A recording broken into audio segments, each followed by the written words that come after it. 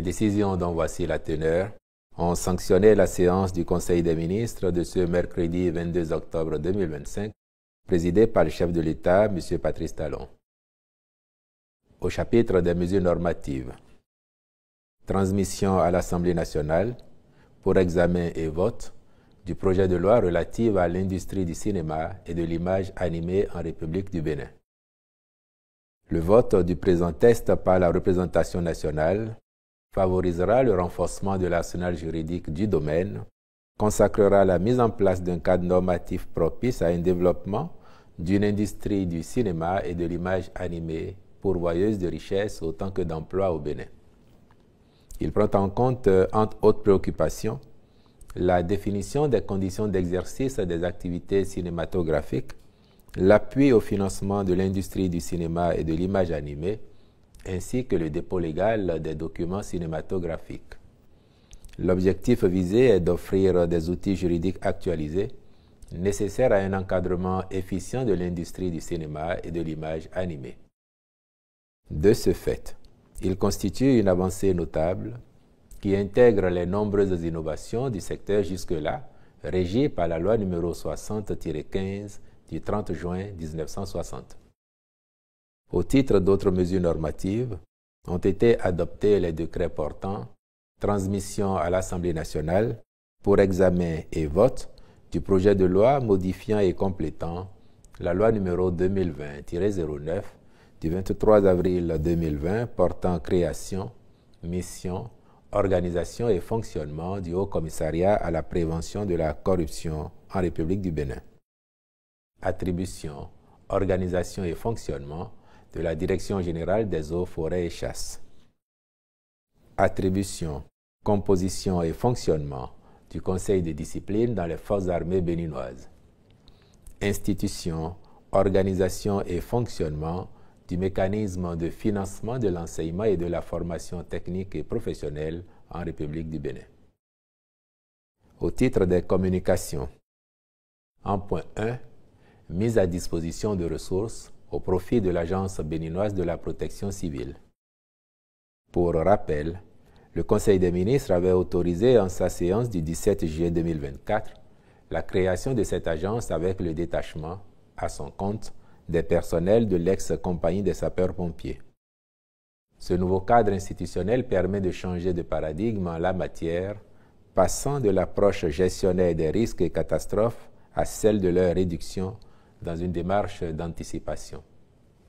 Aussi, afin d'apporter une réponse structurelle à cette réforme majeure de modernisation de la protection civile, une évaluation approfondie des besoins à court et moyen terme a-t-elle été faite pour le compte du premier exercice budgétaire en vue d'asseoir durablement l'efficacité de ces interventions.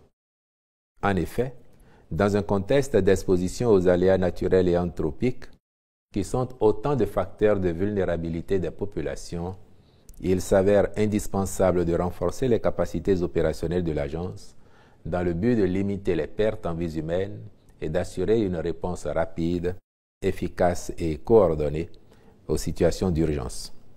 C'est pourquoi le Conseil s'est prononcé pour mettre à sa disposition les ressources nécessaires à l'exécution de sa mission. En point 2, construction d'infrastructures socio-communautaires et de sécurité dans les localités frontalières du Bénin.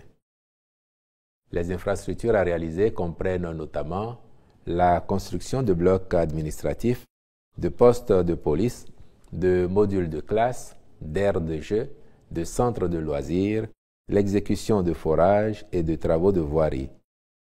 Sont également prises en compte la réhabilitation de commissariats, de logements pour enseignants ou personnel de sécurité. Ces infrastructures sont conçues pour marquer davantage la présence de l'État dans les dites localités en vue de préserver la sécurité des populations, leur faciliter l'accès aux services sociaux de base, toutes choses qui contribuent à lutter contre les inégalités sociales, en même temps qu'elles renforcent l'attachement à la nation.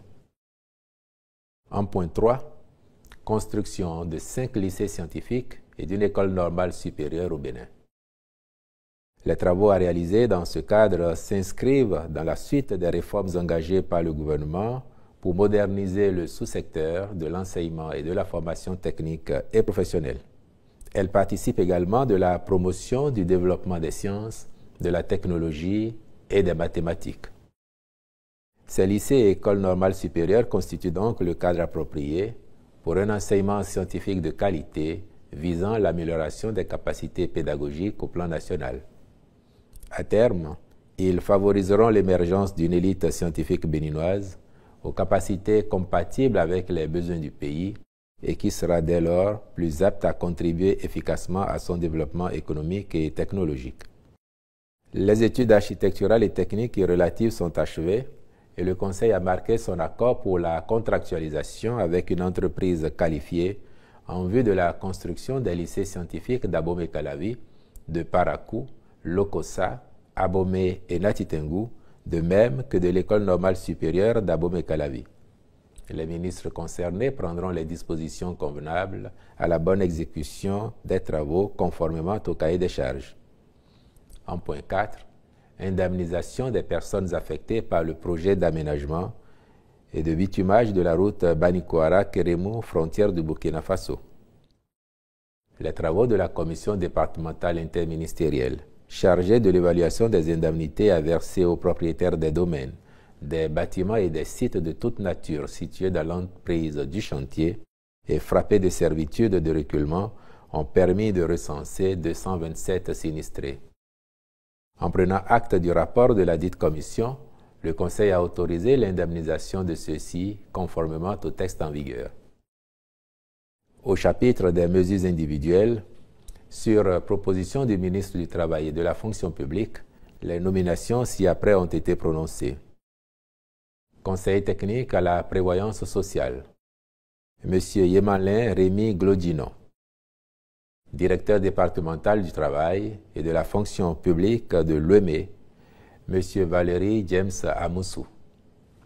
Directrice départementale du travail et de la fonction publique de la Donga, Madame Espérance G. Tchena Maman, je vous remercie.